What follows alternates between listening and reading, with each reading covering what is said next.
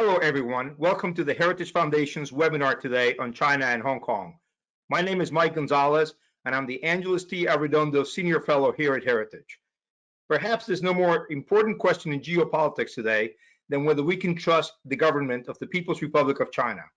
This is something that has come to the fore more than ever now with the COVID-19 pandemic. China's communist rulers at first hid the truth about the virus, then convinced the WHO to be complicit in this cover-up, and when none of that worked, it tried a vile disinformation campaign that blamed the US military for originating the virus. But questions about China predate COVID-19. China's mistreatment of Hong Kong since Britain handed over the territory to the PRC in 1997 goes directly to this question of whether China can be trusted. Beijing promised the city a high degree of autonomy and that it would let Hong Kongers govern themselves in most matters, under a model that was known as one country, two systems. But reneging on this promise made in an international treaty, Beijing will be showing that it cannot be trusted. Now, we originally scheduled this webinar when elected legislators in Hong Kong's Legislative Council were removed by force and a pro-Beijing candidate was elected to be the chairman of a committee by the people who remained in the room. Since then, however, things have gotten much worse. Next week, the Chinese government is set to introduce a draft resolution that would allow the National People's Congress of China to vote for a national security law in Hong Kong that will prescribe activity that the Communist Party deems to be secessionist, subversive, or showing foreign interference. The legislation would, in effect, end the one country, two systems system. We at Heritage have written papers in the past giving the US government recommendations on what to do in case the PRC launched an armed intervention against Hong Kong. Now, the present law represents an unarmed intervention, but unfortunately, it's equally debilitating. The US government must act accordingly. We're very fortunate today to have with us two eminent speakers that will go through these important matters. First to speak will be Martin Lee, the tireless father of the Hong Kong democracy movement. The Hong Kong government will put him on trial sometime this year on charges that are clearly trumped up. And so we could have this venerable and courageous leader in prison sometime this year. After Martin will speak Dennis Kwok, a member of the LegCo and another brave defender of freedom in the territory. Mr. Kwok is co-founded the Civics Party, another pro-democracy party in the city. After they speak, we will have a question and answer period moderated by me. I ask you to submit your questions in the question box located in the toolbar on the right. Now I invite my two panelists to turn their cameras on and join us, and I give the floor to Martin Lee. Thank you. Hi, everybody. In the 1980s, Britain and China negotiated over the future of Hong Kong. And the original idea from Britain was that China should make a new lease over Hong Kong, Kowloon, and the new territories, so that Britain will continue to rule Hong Kong for 50 years under a new lease. And at the end of that, China will then rule over Hong Kong. Deng Xiaoping, the then paramount leader of China, said no. But he counter-offered that during the first 10 years from 1997, neither Britain nor Beijing would rule over Hong Kong, but the Hong Kong people ourselves shall rule over Hong Kong with a high degree of autonomy. Namely, apart from defense and foreign affairs, which are reserved to the central government, we, the Hong Kong people, will be masters of our own house, over our executive, legislative, and judicial. Now, this is a very important promise. So during the first 50 years, we are masters of our own house. But unfortunately, after some 20 years, Beijing is having second thoughts. So in June 2014, this is about 6 years ago, the central government published a white paper in 7 languages saying that the central government, that is the Chinese Communist Party, has complete administrative power over Hong Kong. So how does that sit with Deng Xiaoping's one country, two systems. Under Deng Xiaoping's formula, Hong Kong people will rule Hong Kong with a high degree of autonomy. Under this new formula of Xi Jinping, still one country, two systems, but the Chinese Communist Party will have complete administrative power over Hong Kong. It's exactly the opposite of what was promised. So of course the Hong Kong people will not accept it. We do not accept it. We are holding China to her agreement with Britain, and that agreement had the endorsement of the international community, even though it was only an agreement between two countries. Why was that so? It was because both China and Great Britain worked very hard behind the scenes to lobby for international support before the announcement of their agreement called the Joint Declaration. Both countries were afraid that the talented people of Hong Kong and the rich people of Hong Kong will all leave Hong Kong before 1997, and so would overseas investors. So they wanted international support to give confidence to our people and overseas investors. And the international community did give their support to Deng Xiaoping's one country, two systems. And that encouraged the Hong Kong people to stay on, and the emigration tide stopped. Now, come back to more recent times, because China was getting impatient. China found that the Hong Kong people insist that China honor her obligations under the Joint Declaration. China was not prepared to give us democracy, although it was written into our mini constitution, the Basic Law, which says that during the first 10 years of the handover, that is 10 years from the 1st of July 1997, we would not have genuine democracy yet, but after the 10 years, we could have it, and universal suffrage could be achieved 10 years after the handover, that is 2007. But now we are 23 years already after the handover, and universal suffrage is nowhere in sight. That is why our chief executive, Carrie Lam, listens to Beijing all the time, because if she wants a second term, and I'm sure she wants, then she needs Beijing support. Otherwise, she will no longer be holding this post. And the majority of our legislators, likewise, have their majority at the moment because of the very undemocratic rules of election, which ought to have been changed 13 years ago, and they were not. So the Hong Kong people are not happy with the situation. Our young people particularly are getting more and more impatient. They want to be masters of their own house, as promised. And so after the umbrella movement some 6 years ago, and the more recent anti-extradition bill movement since last year, there have been a lot of public protests involving some degrees of violence. Unfortunately, this is not what we would have advocated for. We have always tried to get democracy and human rights protection through peaceful means. But Beijing ignored us for all these years. So the young people thought they ought to use some force, which turned into some degree of violence, particularly against public property. You see Molotov cocktails being used on the road service, but not on people. That too should not happen. But how can we blame them? Because Beijing just ignored peaceful assemblies. And so finally, Beijing lost its patience and announced very recently, just a couple of days ago, that Beijing will soon pass a law protecting national security. But that law was originally prescribed in our basic law, which is our mini constitution, that it should be enacted by Hong Kong on its own. That we, that is our legislature, the Legislative Council, should legislate under that article to protect national security and so on. But Beijing doesn't want to wait anymore. And Beijing now threatens, or actually the National People's Congress will soon be authorizing its standing committee to actually pass a law for Hong Kong to protect the national security of China.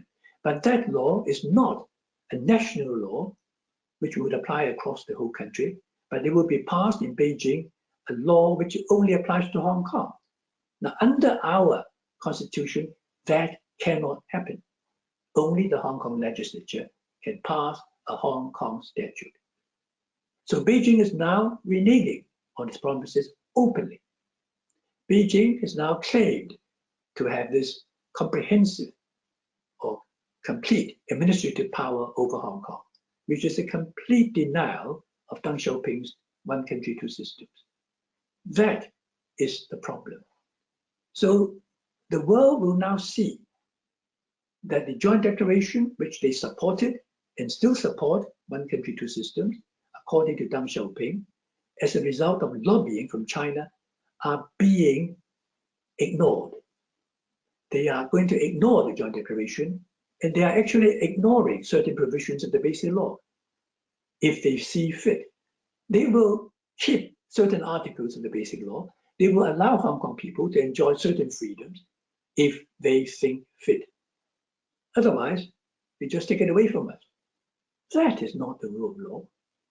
So far in Hong Kong, you see the protesters, whenever they use violence, are being prosecuted by the police, by the government. That is according to law. But when the policemen were seen in public to be attacking the protesters after arrest, when they were not struggling at all, they were still continuing to assault them and duly recorded on videotape and TV cameras. But none of the policemen committing criminal offenses while executing their duty was ever charged or brought to the courts. That is a denial of the rule of law, because the rule of law requires all people to be treated equally. If on one side they use violence on property, they should be prosecuted. But on the other side, the policemen who assault protesters and therefore commit criminal offenses should also be prosecuted. But that is not the case. So now, what is going to happen from here? The whole world is now watching Hong Kong and watching China to break this agreement with Britain at will. Will Beijing be allowed to get away with it?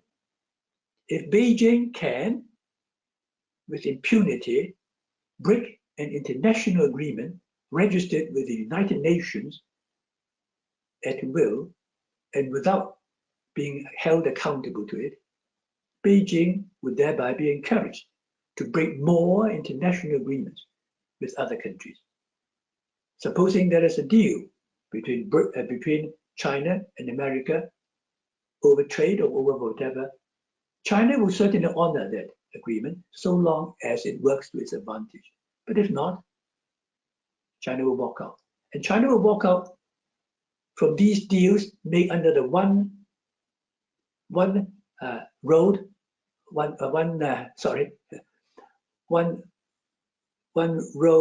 sorry, I forgot that expression. So China is now going to all these countries, selling their goods, selling the products, helping them to build their railways. And but when something goes wrong, China takes the railroads and so on, with a lot of cost to these governments.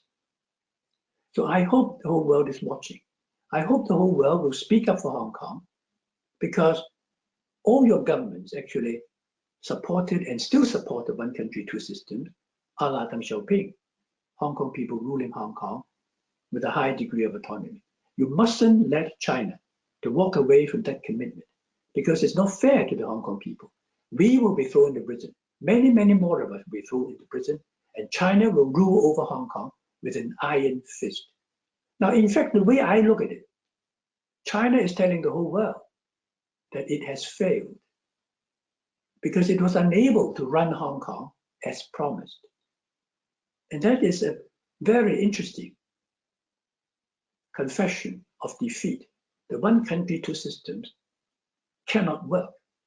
And if it cannot work, how could China persuade Taiwan to be reunited in the near future or at all. Because China's offer to Taiwan for reunification is still one country, two systems. And so the only way is for China to go back to Deng Xiaoping's blueprint for Hong Kong and honor it to the full. Allow Hong Kong people to develop democracy as promised. Allow Hong Kong people to be masters of our own house without any interference from Beijing as promised. And that would be good news for everybody, for Hong Kong, for China, and for this region and the world. And the world need not fear China, and China need not fear the world.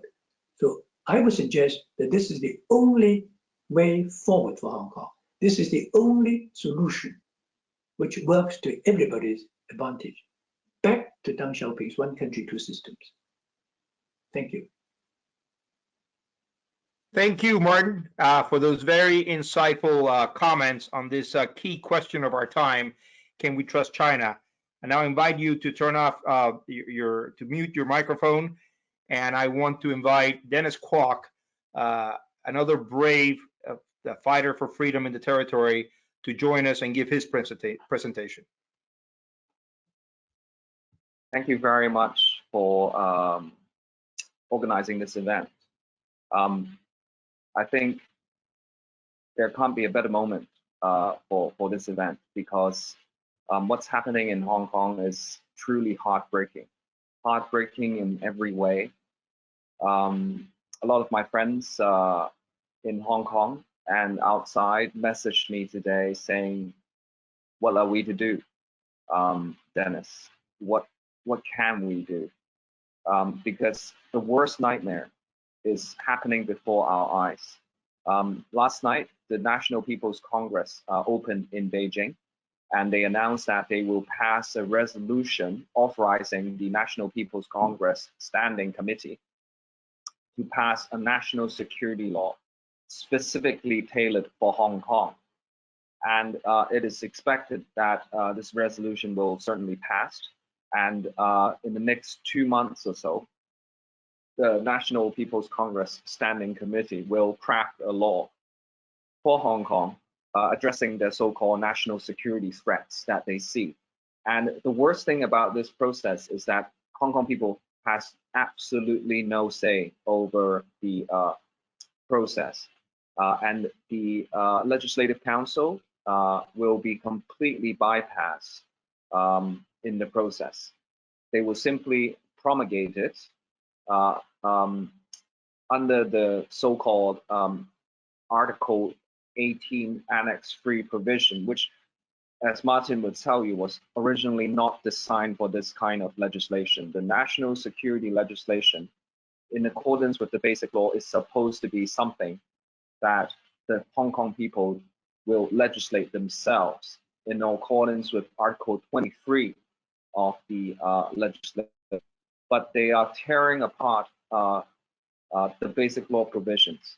They are tearing it apart by saying that they could now openly interfere into Hong Kong affairs by criticizing what's happening in Let's-Go, criticizing a TV news program, or criticizing even a history exam question in the high school common entrance exam, because there's a question involving,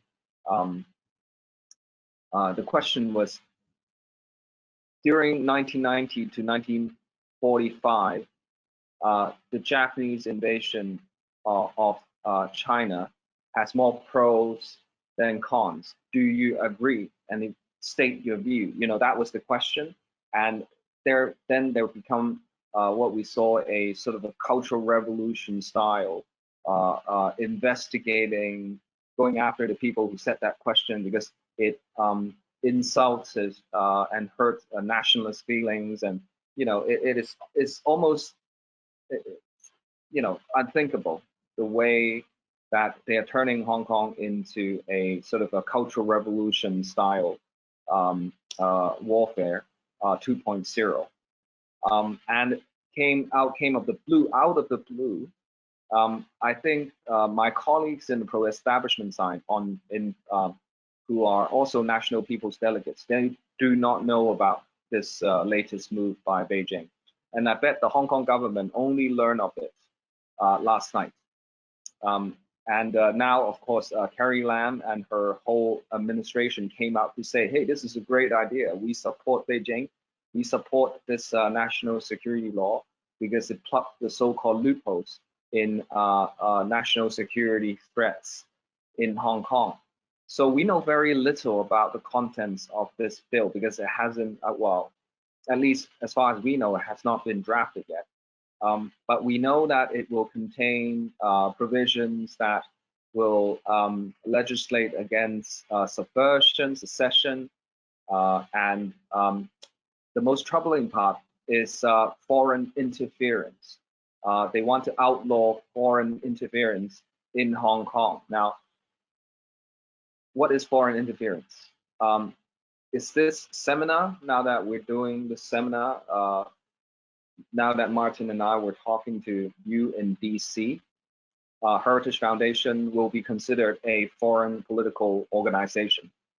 And is this kind of dialogue going to be outlawed in the future? I don't know, but I fear it may be. You know, Martin and I, we always speak to our friends in DC, whether it is on Capitol Hill or to our friends at Heritage or to our friends across Europe, in the UK, Canada, Australia. We maintain a very close dialogue. Why? Because people, the international community, care about Hong Kong because Hong Kong is an international city. Everyone has a stake in Hong Kong. Speaking of self-interest, America has trillions of assets invested in Hong Kong. 86,000 American companies have business in Hong Kong. Now, are they not entitled to understand more about the situation in Hong Kong? And all the more so when people who believe in democracy, freedom, and rule of law should stand together and defend these values. But it seems like they don't like what they're seeing. They don't like us having this dialogue. They will call this foreign interference and will try to put us in jail for even having this conversation. And I think the most troubling part, as I said, is that the Legislative Council has been completely deprived of the role in legislating and scrutinizing this bill. And the Hong Kong people, as you know, they have protested very strongly against the extradition bill last year. But this is 100 times or infinitely worse than the extradition bill last year. But no, they haven't learned any lesson from last year, despite the outpouring of public opposition.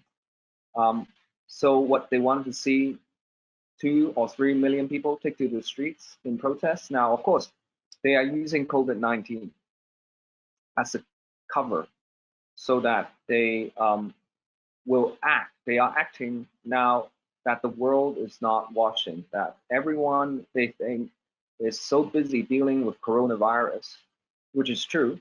Everyone is still dealing with it. And the fallout from COVID-19, the economic fallout, the social fallout, and they think they could use this opportunity to do something that is so outrageous that I would not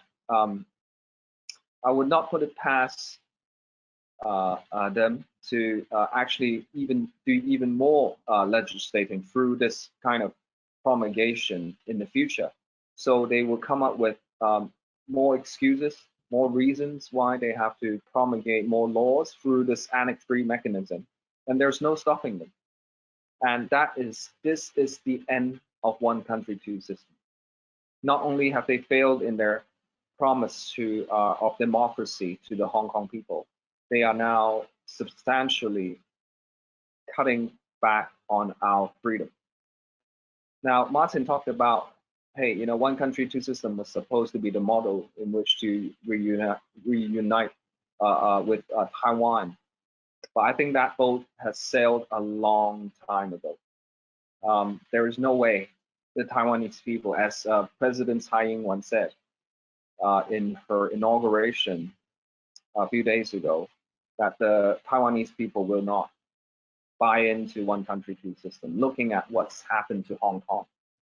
And I think the hope that this solution will somehow bring about the reunification is, I think, not going to be realized, which is very sad and very unwise of Beijing, because it seems like they don't care about what the world thinks of them anymore. I mean, this business about wolf warrior diplomacy, which I'm sure you've read about, is, I think Hong Kong is part of this overall development that we see from coming out of China, from wolf warrior diplomacy to how they threaten this, threaten Australia, threaten this country, and tell this country to praise them in their handling of coronavirus, to what they're doing to Hong Kong and the sentiments in Taiwan. They are all part of this big picture of what is happening to China, or more specifically, the Chinese Communist Party. And can the world live with a regime that simply do not respect the views of others, do not respect basic values like rule of law, democracy, and freedom? And Hong Kong is now at the forefront, and the world can look at Hong Kong and perhaps learn a few lessons about the true face of Chinese Communist Party. So, Michael, thank you again for organizing, and I'm happy to take any questions. Thank you, Dennis, for that very insightful presentation. And again, it bears underlining this is not about the fate of one city, although that city is a very important city. It's 8 million people, friendly to the United States, a testament to the success of free markets. But this is fundamentally about, can we trust the People's Republic of China, its government, to keep its promises? I just wanted to say, Dennis and Martin, that while you were speaking, the U.S. government has released a very strong statement, which I'm going to read just 3 sentences. It starts out: the United States condemns the People's Republic of China's National People's Congress proposal to unilaterally and arbitrarily impose national security legislation in Hong Kong. Hong Kong has flourished as a bastion of liberty. The United States strongly urges Beijing to reconsider its disastrous proposal, abide by its international obligations, and respect Hong Kong's high degree of autonomy. These are just 2 sentences. And the last sentence says, we stand with the people of Hong Kong. So there you have it. I asked the 2 of you, Martin and Dennis, to turn on your cameras, join me, keep your microphones muted while I read out the questions, and then turn on your microphones when you're answering. A lot of the questions have to do with what kind of leverage the United States has. I'm going to read one question that is very typical of the questions that have been asked. I'm going to ask you, Dennis, to speak first, reverse the order now, and then Martin. I think you two should respond to this question. The question is, what leverage do you think the United States has in preserving Hong Kong's autonomy? Would not certifying autonomy under the Hong Kong Human Rights and Democracy Act persuade Beijing? Are there other measures that could be taken? Dennis, why don't you take that first, and then you, Martin? Hong Kong, I believe it is still the most important international financial and business center for China. 70% of foreign direct investment that goes into China goes through Hong Kong. And Hong Kong is one of the most, if not the most, sought after equities market in the world. It raised even more funding than for companies than London and New York. So Hong Kong is, I believe, very important. Anyone who tells you, look, China doesn't need Hong Kong anymore, is someone, I believe, don't understand the importance of the financial implications of losing Hong Kong as an international financial center. Now, Hong Kong is an international financial center because it has recognition from the international community. from the United States. In the Hong Kong Policy Act, it guarantees the free convertibility between Hong Kong dollar and the US dollar. Now imagine if that foundation is shaken. What will happen to the US Hong Kong dollar peg? What will happen to the Hong Kong dollar? And what will happen to Hong Kong's status as an international financial center? There's a reason why the Hong Kong dollar is pegged to the US dollar and not pegged to the RMB. Why? Because when investors invest money or move money to Hong Kong, they know that they could get it out anytime they want. Because holding Hong Kong dollar means you hold a US dollar asset, and there's a guarantee as to the rate of exchange. And that is immensely important for Hong Kong. And that is why international companies and banks and financial institutions all have offices in Hong Kong. Now, if China is so stupid as in to believe that, okay, they can do away with Hong Kong, they don't need an international financial center, then of course, there's nothing which one could do to persuade them to do otherwise. But if there's still some sense left, I think one should look at the importance of Hong Kong to the rest of the economy in China and come to some sort of pragmatic, sensible view about the relationship between Hong Kong and China and the importance of one country, two systems. Thank you, Dennis. Martin, would you like to answer the question on leverage? What kind of leverage the U.S. has? Well, I always say that Hong Kong is the key to China. If you want to understand China, you first understand Hong Kong. If you look at the way China deals with Hong Kong, then you ought to know how you should deal with China. I don't have the wisdom to advise any foreign government what to do with China. But I think at the moment, I'm looking at the Chinese Communist Party, which is spreading its virus to Hong Kong in order to kill our freedoms. So this is a CCP virus. It's going to cause an epidemic in Hong Kong. It's going to kill the freedoms of all of us who stand up to China, who have the courage to tell China, please keep your own promises. This virus will not kill people who kowtow to China, but this virus may spread away from Hong Kong because this is a tendency of the virus to spread and spread and spread. So I'm sure the US government has the wisdom to know how to deal with this virus. Thank you, Martin. I'm gonna, there's a question from you, Chiro Kakutani. It was a follow-up, and what he asks is, how do you think such a move will fly with the Hong Kong public? He means actually decertifying Hong Kong, I think. Will Hong Kongers appreciate the US pressure exerted on China, or will it alienate them because it undermines their livelihood? Martin, why don't you take a crack at that first? Well, I'm sure people are looking at this newly enacted Hong Kong Human Rights and Democracy Act, which gives the US government power to exercise under what is called the Magnitsky Acts. You can freeze the assets of certain officials, Chinese officials or Hong Kong officials in the States, or deny entry to them and their children. But then if you only use that and nothing else, what does it do? All right, you punish 5 officials from Hong Kong and 5 from China. You make it 500, you make it 5,000, they can always replace them. So I would say it on its own, it's not going to work much. It's not going to exert any pressure on Beijing to return to Deng Xiaoping's blueprint for Hong Kong. It has to be coupled with something. And that something is what China has already promised to Hong Kong and to the international community. Hong Kong people ruling Hong Kong with a high degree of autonomy. I don't see any other solution, quite frankly.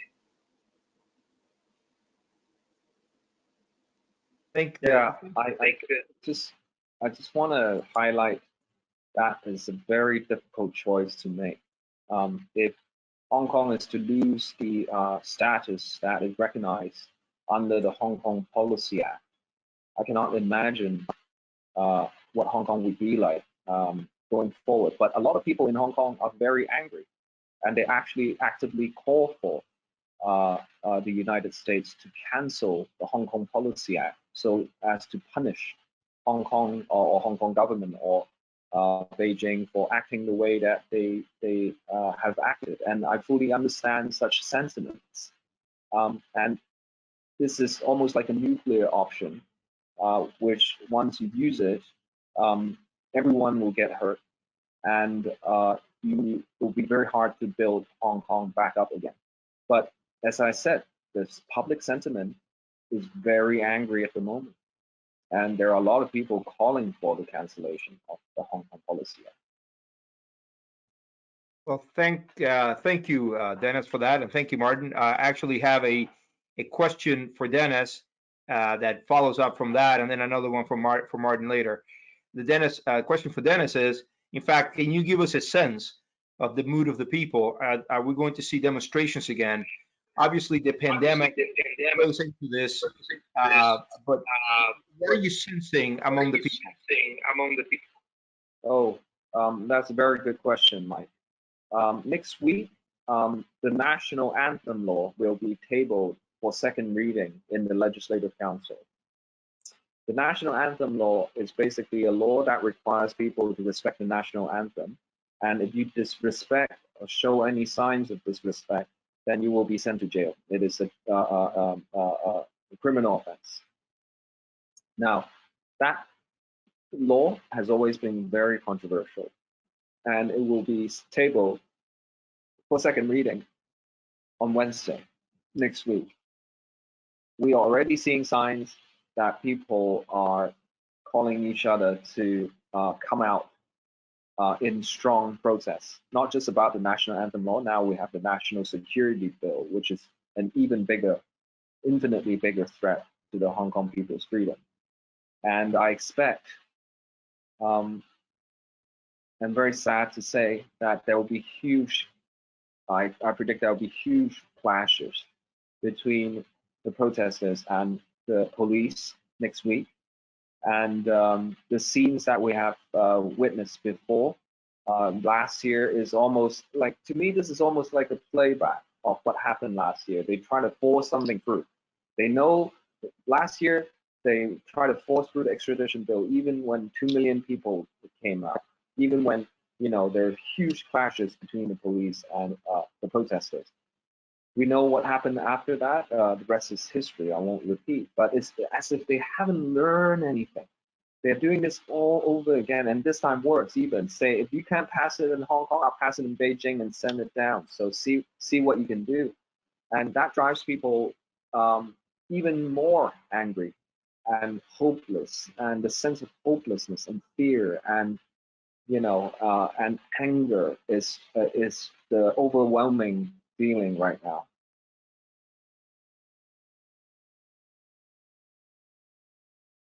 Thank you very much. And I have a question briefly for you, Martin. We have a lot of questions that are coming up here. So, Martin, can you just comment briefly on what happened with when you were arrested and how you feel about this? What do you think your prospects are?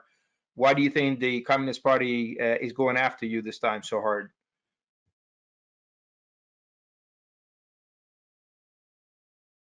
Martin, turn the volume on. Yeah, I forgot.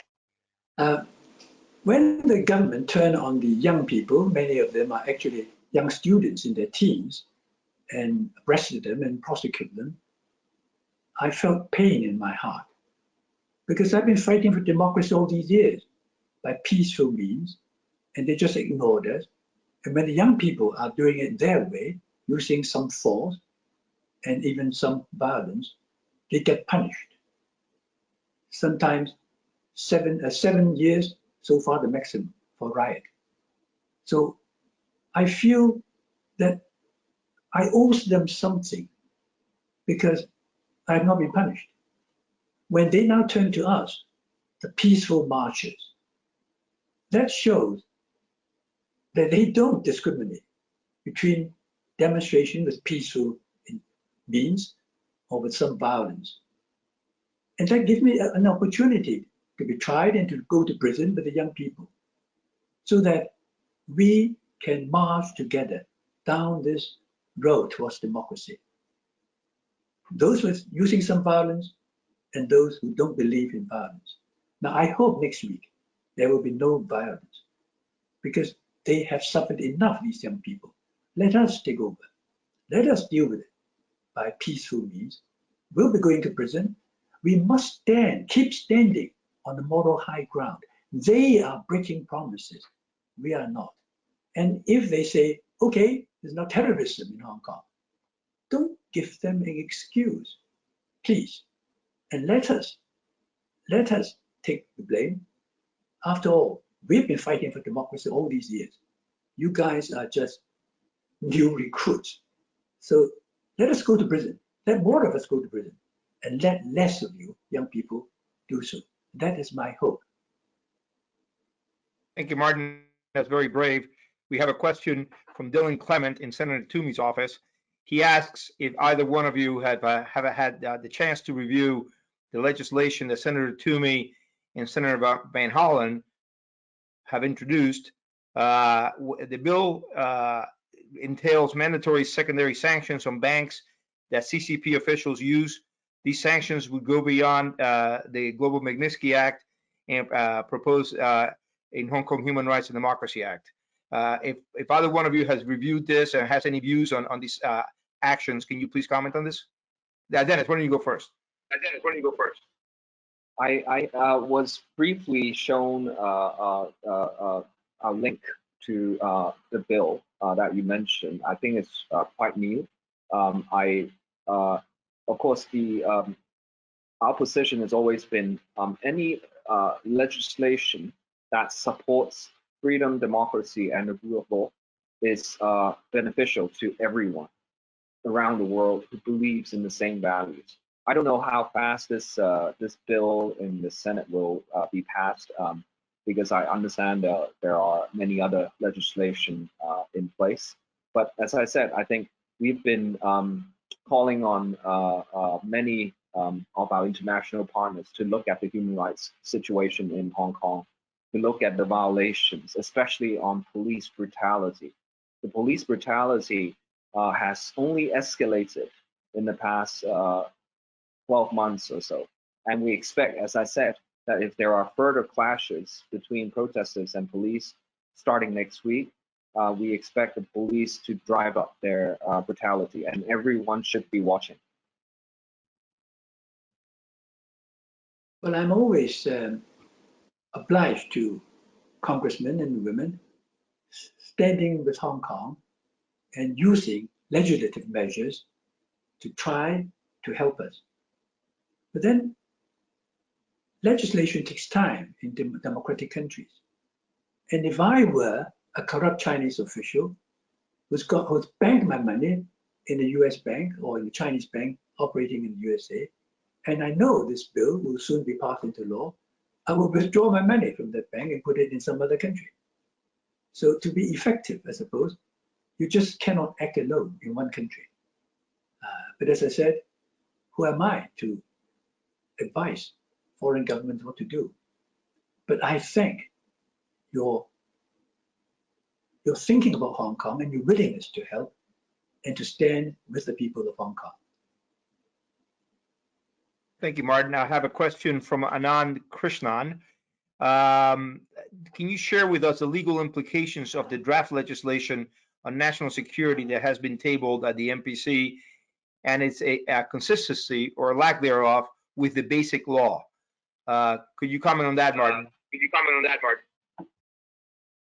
Well, the basic law makes it quite plain that the only institution in Hong Kong which can enact laws or amend or repeal laws is the Legislative Council of Hong Kong. And the pro-Beijing legislators control the majority. So it doesn't make sense for Beijing to legislate this bill for Hong Kong when they've got enough votes in our Legislative Council to do so. The reason why they don't want to leave it with the Hong Kong legislature is very interesting. They are afraid that the Hong Kong legislature may be controlled by the Democrats after the elections in September, even though the electoral laws are so stacked up against us. They are really undemocratic, with a lot of functional constituency seats there, which we can never win. But even then, they are afraid. So they want to start a dangerous precedent of allowing Beijing to legislate for Hong Kong, so that when they lose control of the legislature, they can still pass laws and apply them to Hong Kong, bypassing the legislature, which may not be controlled by them anymore. So that is the reason why. But it's against the basic law, no doubt about that. You want to comment on that, or you good? Good. Because we know very little about the legislation at the moment, but we can rest assured that that Beijing will really push hard. Everything they want over the years, they would push into this legislation. So as I said at the beginning, compensations of this kind may be a criminal conduct once that legislation is passed. I don't know where the limits will be. Thank you. Actually, Michael Martin. Can you mute Michael Martin of the Congressional Research Service, our old friend? He raises Article 4 in the legislation in the bill, and he asks, do you think that China will establish security courts in Hong Kong with mainland judges ruling according to the Chinese legal system? Martin, did you hear that question, Martin? Okay, so let me read it again from Michael Martin. He says Article 4 in the law, would it mean that China could establish security courts in Hong Kong with mainland judges ruling according to the Chinese legal system? Can you take that up, Martin? That will clearly be impossible under the present systems in Hong Kong. But what I'm afraid of is this: after they pass this legislation, that they would try to resurrect the extradition bill. And if that extradition bill were passed, or if they pass for Hong Kong in Beijing now, using this new precedent, then they can get anybody from Hong Kong and have them brought to Beijing for trial, to be tried under the new national security law, you see? And then we would be tried according to Chinese law in a Chinese court, and we will be punished in a Chinese jail. And in fact, there is still the death penalty in China. I'm afraid of that, but not to have us tried in the Hong Kong court, but with a mainland judge sitting. That's not possible under the present system yet. Yeah.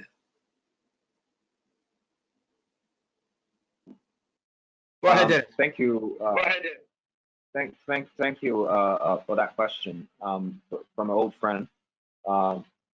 The point I think he was making is that there's a possibility, as stated in the document from the NPCSC last night, is that they might actually set up a national security commission based in Hong Kong, answerable to the Central People's Government, and it will be actually PRC agents running that national security commission in accordance with the law. And that is shocking because now we know why they say they're not bound by Article 22 of the Basic Law, which says that they cannot interfere into the affairs of the Hong Kong SAR, because they are laying the foundation to set up this so-called National Security Commission in Hong Kong. So it is scary. I mean, the thought of it, that that I'm sitting at home right now, that some guy speaking Mandarin would be knocking on my door, kicking down my door, and say, we need to bring you in for some questioning. I mean, it's like out of movies. Yes, the prospect of that for many of us who have lived in Hong Kong is quite chilling, actually, that we could be close to that. I have a question from Russell Xiao. He brings up the issue of Taiwan. He says, are there any specific measures that Taiwan can undertake to support the people of Hong Kong? Martin, why don't you take that first, and then we'll go to Dennis. And I want to say we're at 10:05 right now. So at 10:10, I will ask you both to make closing statements, and then we'll leave. This ends at 10:15. But why don't you take out the question of Martin briefly, and then you, Dennis. What can Taiwan do, if anything? Well, I know as a fact that some Hong Kong young students have fled to Taiwan, and they are actually living there now. And that is a good thing, so they don't have to worry about their livelihood and so on. But no doubt Taiwan will follow the Hong Kong example or the Hong Kong situation very closely. It's not even this present President Tsai Ing-wen, but Chen Shui-bian, when he won the first election, the moment he sat down with all the mics in front of him, he said, "One country, two systems is not for me." So you see, the Taiwan people are no fools. They've been watching Hong Kong very closely.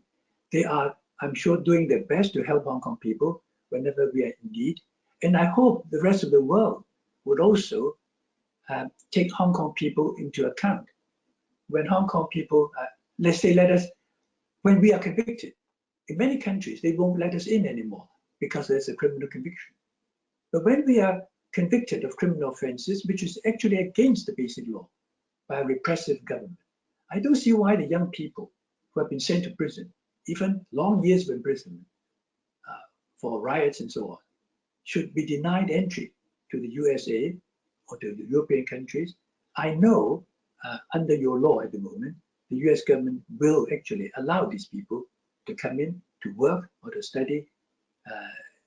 In other words, not to treat these convictions as convictions for dishonesty and so on, which would debar them from entering your country. So I hope the rest of the world can do that to our prisoners of conscience. Yes, actually, Dennis, if you can address the question of Taiwan activists, if you can mute that. Steve Raisin, who lived in Hong Kong and Taiwan for a long time, is also a long-time China watcher, actually says, what can the U.S. do to leverage its regional and global alliances to pressure China and Hong Kong? So, Dennis, if you can address Taiwan and also all of the other U.S. allies, how can the U.S. put pressure or leverage its relationships? On the question of what Taiwan people can do, I'm sure they know that if Hong Kong falls, Taiwan would be next. So it is in everyone's interest for those in Hong Kong who support freedom, democracy, and rule of law to work with those in Taiwan. Now, one of the interesting things that's come out of Hong Kong is now we have a so-called yellow economic circle. Now, it's a for those of you who have not heard this term, basically in Hong Kong, those who support democracy have been visiting shops, cafes, restaurants who have openly supported the protest. So we have an app that tells you which store actually supports democracy, and so on the weekend you see young people, especially, they would go line up in front of a cafe or restaurant that supports. I think this economic circle should be extended to Taiwan as well, and there should be a synergy between Taiwan businesses and Hong Kong businesses, and those who stand on the same values to actually support each other and to actually encourage commerce and economic transactions between and within this economic circle, the yellow economic circle. So this is, I think, one interesting idea I would like to throw out there. On the things that U.S. has leveraged, I mean, the leverage are, I think, so obvious because the U.S. dollar is still the dominant international currency, and banks can only deal with U.S. dollar transaction if ultimately it is sanctioned by the U.S. authorities. And I think the United States really need to take a lead in fighting for democracy, freedom, and rule of law in this world, because there are regimes who just simply do not buy into these values, and they are actually a threat to everyone. And as you can see with the COVID-19 situation, we've learned that cover-ups and silencing people, silencing the truth, have dramatic global consequences for everyone around the world. So we need to learn from these lessons and start thinking together what we can do. And there are so many things that the international community can do. But Hong Kong is now at the forefront of this confrontation, and everyone should continue to support Hong Kong. Well, thank you very much. We're at the 5-minute mark. I wanted to invite our two speakers to give a 1 or 2 minute closing remarks. There's over 100 people online, many people from the U.S. government, many journalists. This will be watched by other people later on. So 1 minute or two, each of you. Dennis, why don't you start? I'll start first because Martin always gets the last word. I'll be very brief. So I would just want to thank Heritage Foundation again, especially Mike and Walter, for giving us the opportunity. I really treasure these conversations and dialogues because I don't know how long they could go on for. A year from now, I could be in jail, Martin could be in jail, and it's just so bleak to think about it that way. But the Hong Kong people, they are, I'm just, reading messages on my Facebook account and talking to people. The Hong Kong people are not going to give up. They are still very hopeful. They are still very tough. They are strong and certainly much stronger than the politicians. And they will not back down. And please continue to watch Hong Kong closely. Thank you. Martin, lead us off. Well, as I said, the Chinese Communist Party virus has already spread to Hong Kong and will kill our freedoms. And it's the nature of a virus to spread to another country, another territory, to Taiwan, and then to other parts of this Southeast Asia region, and then maybe to other countries, down the One Belt, One Road, through all these countries, and so on. So the world has now experienced the COVID-19 in a way that's more difficult because you don't see it coming.